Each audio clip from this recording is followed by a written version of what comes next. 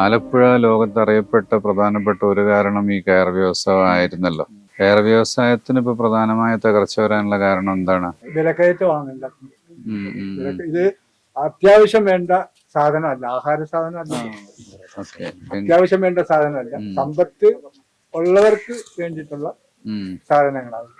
അതെ, ഇതേ സാധനം ഇതിനേക്കാളും വില കുറച്ച് ലോകത്ത് പല ഭാഗത്തുനിന്നും ഇറങ്ങുന്നുണ്ടാവും.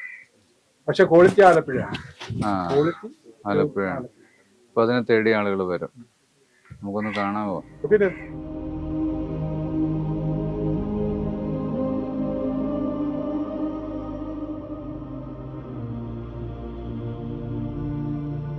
ഞങ്ങൾ മാനവ സഞ്ചാരത്തിന്റെ ഭാഗമായിട്ട് വന്നതാ. അപ്പൊ ഈ കയർ തൊഴിലാളികളും കയർ ഉൽപാദകരെയൊക്കെ ഒന്ന് കാണാൻ വേണ്ടി, എന്താണ് ഈ ഒരു കേരളത്തിന്റെ വലിയൊരു അറിയപ്പെട്ട വ്യവസായമായിരുന്നല്ലോ. ഞങ്ങൾ അവസാനം ഈ ശ്വാസകോശ സംബന്ധമായ രോഗികളാണ്. ശ്വാസകോശ സംബന്ധമായിട്ടുള്ള രോഗികളായിട്ട് ഇതിന്റെ പ്രൊഫഷണൽ ഡിസീസ്, ഇതിന്റെ രോഗം അതാണ്. തൊഴിൽ കളറും തൂവലും ഒക്കെ മൂക്ക് കയറിയിട്ട്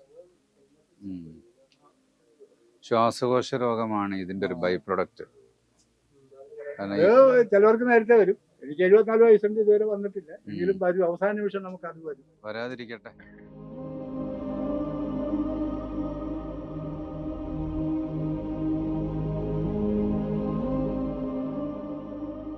ഞങ്ങളെ കണക്കുള്ള തൊഴിലാളികൾ ആലപ്പുഴ ജില്ലയിൽ ഒരുപാട് തൊഴിലാളികൾ പട്ടിണിയിലാണ്.